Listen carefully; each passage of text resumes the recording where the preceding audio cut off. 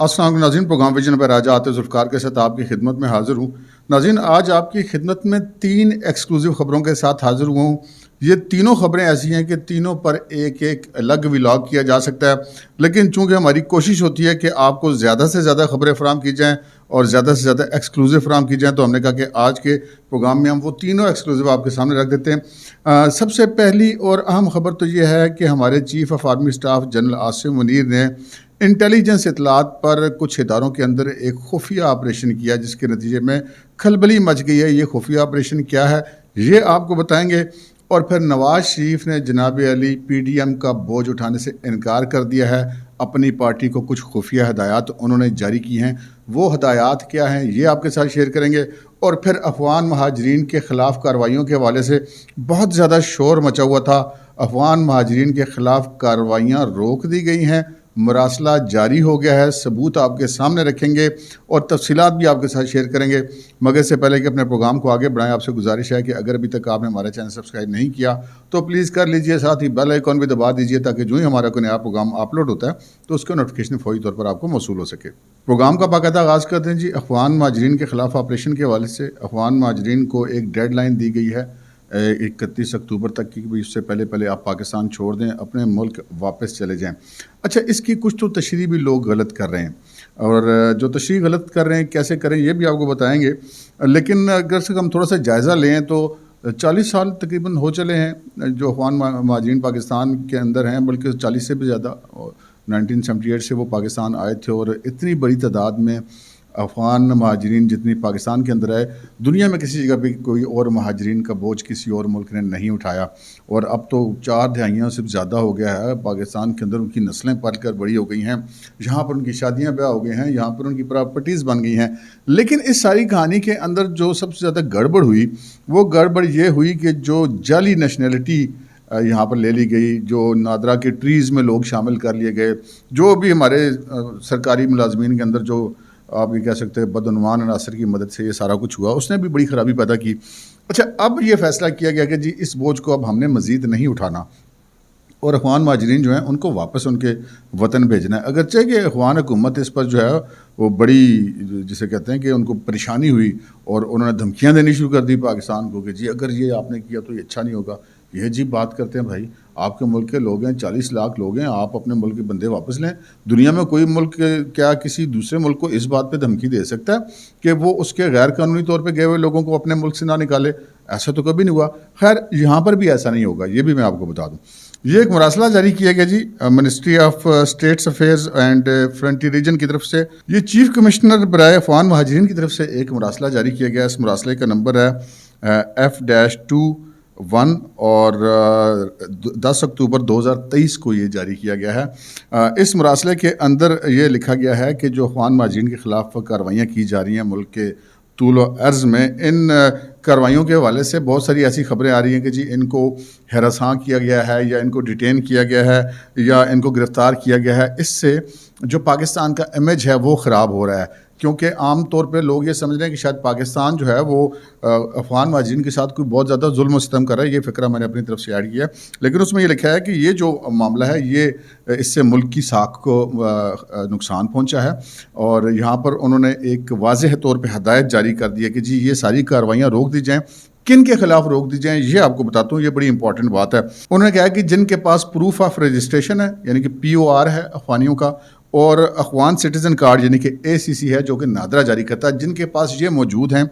उनके खिलाफ कोई कार्रवाई ना की जाए। अगर अपनी मर्ज़ी से रज़ाकाराना तौर पे वो वापस जाना चाहते हैं ये लोग जो कि जिनके पास POR है या ACC है, तो उनको जाने दिया जाए कि उनके ऊपर दबाव ना डाला जाए। अलबत्ता जो गैर कानूनी तौर पे मुकीम हैं, जो गैर कानूनी तौर पर पाकिस्तान आए और यहाँ पर रह रहे हैं, उनके खिलाफ जो है वो कार्रवाइयाँ जारी रहेंगी। तो ये एक रिलीफ मिला है जो अफ़गान महाजरीन पाकिस्तान के अंदर लीगल हैं और जिनका बाकायदा इंदराज मौजूद है पाकिस्तान के इदारों के पास, जो पाकिस्तान के रिकॉर्ड में मौजूद हैं, उनके ऊपर जो है उनको गिरफ़्तार करने से, उनको नज़रबंद करने से, उनको जो है किसी भी किस्म का हरासां करने से बाकायदा तौर पे अफ़गान महाजरीन के जो कमिश्नर हैं, चीफ़ कमिश्नर, उन्होंने रोक दिया। और इस मरासले की जो नकूल हैं तमाम मजाज इदारों को वजारत दाखिला समेत जारी कर दी गई हैं। अगली खबर की तरफ बढ़ते हैं जनाब। अगली खबर है, आपको पता है मुल्क में जनाब बड़ा एक शोर मचा हुआ है, नवाज शरीफ साहब की आमद है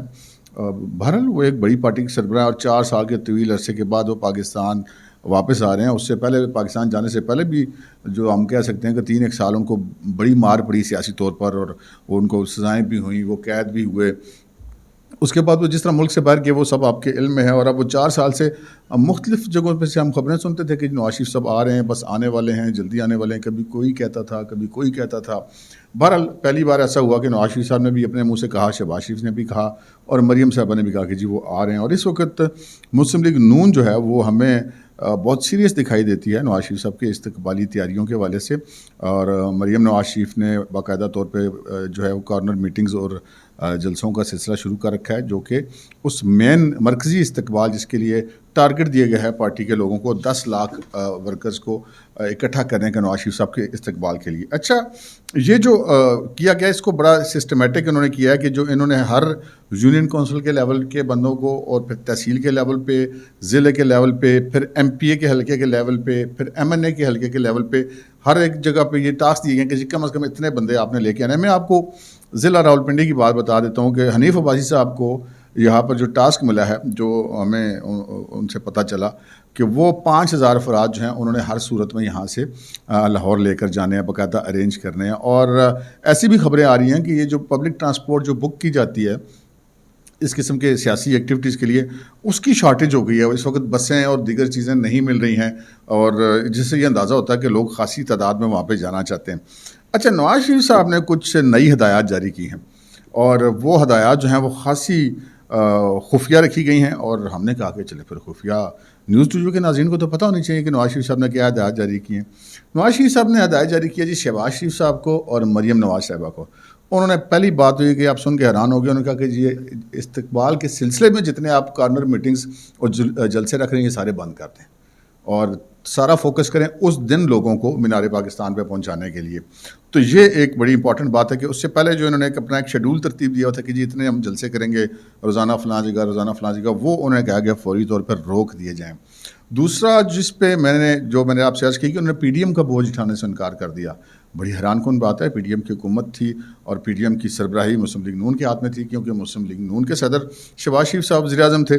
اس میں جو ہمیں ذرائع نے بتایا کہ نواز شریف صاحب نے ایک خفیہ جو ہدایت جاری کی ہے, اس میں یہ کہا کہ جناب پی ڈی ایم حکومت نے, ٹھیک ہے یہ اپنی جگہ پہ بات ہے کہ ملک دیوالیہ ہونے والا تھا, بہت سارے سخت فیصلے لینا ضروری تھے, لیکن اس کا عام عوام جو ہے ان کی تو چیخیں نکلی ہیں, اور اس سے جو ہے اس کو استعمال بھی کیا گیا مسلم لیگ نون کے خلاف. اگرچہ کہ وہ ساری پی ڈی ایم کی جماعتیں اس میں شامل تھی, لیکن چونکہ ڈرائیونگ سیٹ پہ مسلم لیگ نون تھی, پرائم منسٹر ان کا تھا, تو وہ سارا بوجھ ان کے اوپر آ رہا ہے. تو نواز شریف صاحب نے بڑی سختی سے ہدایت کی کہ کسی جگہ پہ, کسی میٹنگ میں, کسی تقریر میں وہ جو پی ڈی ایم حکومت ہے اس کے حوالے سے کوئی بات نہ کی جائے.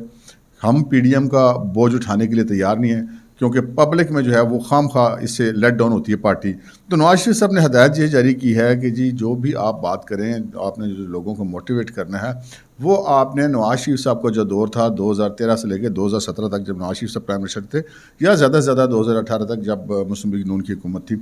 اس دور کے اندر جو معاملات تھے اور جو آج کے معاملات ہیں, یعنی کہ مہنگائی کا تناسب کون سی چیز کتنے کی تھی, کتنے کی نہیں تھی,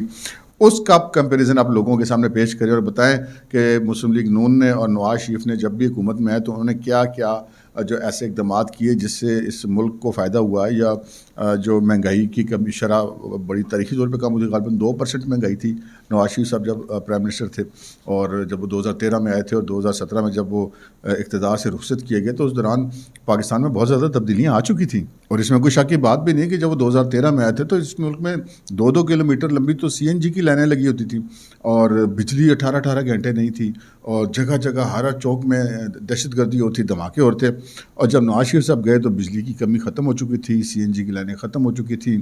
دھماکے بالکل ختم ہو چکے تھے, اور ہر طرف امن و امان کا دور دورہ تھا. اسٹاک مارکیٹ اوپر جا رہی تھی, ملک ترقی کر رہا تھا, اور یہ کہا جا رہا تھا کہ شاید کچھ ہی وقت میں وہ پاکستان کی پہلی جو ہے وہ 20 دنیا کی جو ہے وہ پہلی 20 معیشتوں میں شامل ہو جائے گا. 25ویں تک تو غالباً ہم پہنچ گئے تھے, اب پھر ہم اٹھ کے غالباً 37-38 نمبر پر آ گئے, تو حالات بڑے خراب ہوئے. تو نواز شریف صاحب نے کہا کہ جناب جو اب ہماری اچیومنٹس ہیں جو ماضی ہم نے کی ہیں ان کو پبلک کے سامنے رکھا جائے, اور پھر یہ بتایا جائے کہ نواز شریف صاحب بھی جب اب آ رہے ہیں تو وہ ضرور پاکستان کے عوام کے لیے کوئی نہ کوئی کوشش کریں گے کہ ان کو ریلیف دیا جا سکے۔ اچھا، نواز شریف صاحب جو ہیں وہ ہیں بڑے خوش قسمت آدمی، اور کچھ وہ لازمی بات ہے جو بندہ ایک دفعہ 3 دفعہ وزیر اعظم رہا ہو اس کا اپنا ایک لیول ہوتا ہے، اس کا اپنا ایک سوچنے کا انداز ہوتا ہے۔ نواز شریف صاحب ویسے بھی بات کم کرتے ہیں، کام زیادہ کرتے ہیں۔ نواز شریف صاحب جو ہے وہ سعودی عرب پہنچ چکے ہیں، لندن سے وہ رخصت ہو چکے ہیں، سعودی عرب پہنچ رہی، ان کو سربراہ حکومت یا سربراہ مملکت کا پروٹوکول دیا جا چکا ہے۔ یہ بہت اہم اشارہ ہے جو کہ اس وقت ہمیں بین الاقوامی دنیا سے مل رہا ہے کہ ایک شخص جو ابھی اپنے ملک میں نہیں پہنچا ہے، اس کے پاس کوئی سرکاری عہدہ نہیں ہے، اس کو سعودی عرب جیسی بادشاہت کی طرف سے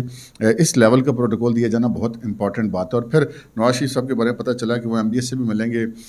قطر بھی جائیں گے، UAE بھی جائیں گے، اور چائنا کا دورہ بھی کریں گے پاکستان آنے سے پہلے۔ تازہ ترین اطلاعات یہ ہیں کہ جو انہوں نے پاکستان آنا ہے وہ لینڈ براہ راست لاہور نہیں کریں گے۔ ابھی ہمیں یہ اطلاع ملی ہے کہ وہ پہلے اسلام آباد میں ان کا طیارہ لینڈ کرے گا، آدھے گھنٹے کا بریک لے کے پھر دوبارہ پرواز کرے گا اور لاہور میں لینڈ کرے گا، یعنی کہ اسلام آباد میں بس ایک چھوٹا سا سٹاپ اوور ان کا ہوگا، تو استقبال ان کا سارا ہونا ہے لاہور میں۔ تو یہ جناب انہوں نے خفیہ ہدایات جاری کی ہیں، اور انہوں نے شہباز شریف صاحب کو اور مریم نواز صاحبہ کو کہہ دیا ہے کہ پارٹی میں نیشنل لیول تک ہر لیول پر یہ بات بتا دی جائے، PDM کا بوجھ اٹھانے کی کوئی ضرورت نہیں ہے، پچھلی اپنی وہ پرفارمنس دی جائے، اور یہ جو جلسے ہیں جن کے بیچ میں لوگوں کی توانائیاں ضائع ہو رہی ہیں نواز شریف صاحب کے آنے سے پہلے، جلسوں کا سلسلہ اس کو بند کیا جائے۔ تو یہ جناب ایک ایکسکلوزیو انفارمیشن تھی، ہم نے کہا آپ کے ساتھ شیئر کریں۔ اور پھر جناب جو میری نظر میں سب سے بڑی خبر ہے، کیونکہ آرمی چیف عاصم منیر صاحب جب سے آرمی چیف بنے بہت سارے ایسے کام ہوئے ہیں جن کو ہم پاکستانیوں کو دیکھنے کی نہ تو عادت تھی اور نہ ہی ہمیں کبھی توقع رہی ہے۔ اچھے کی توقع یقیناً ہم رکھتے ہیں، لیکن جو عاصم منیر صاحب اس وقت کر رہے ہیں وہ واقعی میچ لیس ہے، اس میں کوئی شک کی بات نہیں ہے۔ آرمی چیف صاحب نے ایک انٹیلیجنس بیسڈ ایک خفیہ ہم اسے کہہ سکتے ہیں کہ آپریشن کیا ہے، کیونکہ جو جب انہوں نے یہ کاروائیاں شروع کی ہے، جو سماج دشمن عناصر جس کو ہم عام طور پہ کہتے ہیں، جو غیر قانونی کرنسی اور ذخیرہ اندوز، اسمگلرز اور جو اس قسم کے سارے کام کر تھے، ان کے خلاف جب کاروائیاں ہو رہی تھیں تو آرمی چیف صاحب نے کو انٹیلیجنس رپورٹس ملی کہ کون کون سے سرکاری محکموں کے افسران ان ساری کارروائیوں میں یا تو حصے دار ہیں یا سہولت کار ہیں یا غفلت کے مرتکب پائے گئے ہیں۔ تو اس لیول سے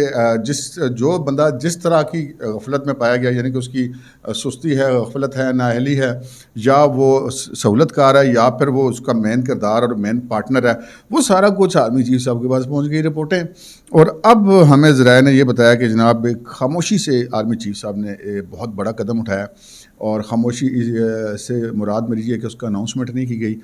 جتنے کور کمانڈرز ہیں اور پرنسپل سٹاف آفیسرز ہیں ان کو اعتماد میں لیا گیا ہے۔ اس کے بعد انہوں نے سب سے پہلے اپنے ماتحت ادارے جتنے بھی ہیں، جیسے اب رینجرز ہے یا کوسٹ گارڈز ہیں یا جس طرح کے اور بھی جو جتنے بھی ادارے ہیں، ان سب کے اندر جو افسران ہیں، باوردی افسران، ان کے خلاف ایک خاموشی سے بہت بڑا آپریشن کیا گیا۔ کچھ جو بہت زیادہ ملوث تھے ان کے خلاف اس حساب سے کارروائیاں کی گئی ہیں۔ جو سہولت کاری کا جن میں شبہ تھا، انٹیلیجنس کی رپورٹ سے ان کے پاس، آرمی چیف کو شبے والا تو چکر نہیں، ان کے پاس تو کنفرم رپورٹ ہوتی ہے، وہ کارروائیاں کی گئی ہیں۔ اور جو ان سہولت کار تھے یا غفلت کے سہولت کار تو نہیں ہے، جو غفلت کے یا نااہلی کے مرتکب ہوتے ان کے خلاف بھی، تو یہ پتہ چلا کہ جناب بہت سارے رینکس کے بہت سارے افسران جن کی تعداد بہت بڑی ہے اپنے ماتحت اداروں کے اندر آرمی چیف صاحب نے خاموشی سے ادھر ادھر کر دیے ہیں، اور باقی جو لوگ ملوث ہیں ان کے خلاف بھی کارروائیاں کی جا رہی ہیں۔ جو میں نے آپ سے عرض کی نا کہ ہم لوگوں کو عادت نہیں رہی کہ ہم اس طرح کی کارروائیاں دیکھیں، کہ آرمی چیف کو ہم نے دیکھا کہ یہ جتنی بھی کارروائیاں کرے سب سے پہلے وہ اپنے ادارے سے سٹارٹ کرتے ہیں۔ آپ نے وہ 9 مئی والے واقعات ہوئے، انہوں نے سولینس کے خلاف بعد میں انہوں نے کہا جی جو ہم کریں گے، سب سے پہلے انہوں نے اپنے ادارے کے اندر لوگوں کا احتساب کیا اور پھر بتایا بھی کہ جناب یہ کر رہے ہیں، ان لوگوں کو ہم نے ان کے خلاف یہ کارروائیاں کی ہیں۔ تو اسی طرح اب بھی آرمی چیف نے اسی طرح ہی کیا ہے کہ انہوں نے اپنے ادارے کے اندر کارروائیاں کی ہیں، خاموشی سے کی ہیں، جن کے ان سرکاری اداروں جن کے خلاف کارروائیاں ہوئی ہیں، جن کے افسران کے خلاف کارروائیاں، وہاں پہ تو کھلبلی مچی سو مچی، لیکن بات باہر نہیں نکلی۔ تو ہم نے کہا کہ یہ ایک جو ہے آپ کے ساتھ ہم خبر شیئر کر دیں کہ اس وقت چیف صاحب جو ہیں اس معاملے میں ایک انتہائی مستقل مزاجی کا مظاہرہ کر رہے ہیں، بہت زیادہ اسٹرکٹ ایکشن لے رہے ہیں، بہت زیادہ سختی برت رہے ہیں، اور یہ جو ہوتا تھا نا پہلے کہ کبھی کوئی سختی ہونی ہے سرکار کی طرف سے، تو یہ جتنے 2 نمبر لوگ ہیں، ذخیرہ اندوز ہیں یا اسمگلر ہیں یا جرائم پیشہ ناصر ہے، کہتے ہیں کہ اچھا تھوڑے دن خاموش ہو جائیں، بعد میں پھر شروع ہو جائیں گے. تو اب لوگوں کو یہ پتہ لگ گیا کہ بھائی بعد میں شروع ہونے والا کوئی چکر نہیں ہے. اب جو آ گیا رگڑے میں آ گیا، کیونکہ بندہ وہ آ گیا جو پہلے اپنے گھر سے کارروائی شروع کرتا ہے اور اس کے بعد دوسروں پر ہاتھ ڈالتا ہے. پھر وہ دوسروں پر جب ہاتھ ڈالے گا تو وہاں پھر معافی کی گنجائش بچے گی کوئی نہیں. اب تک کے لیے اتنا ہی، اجازت دیجیے، اللہ حافظ.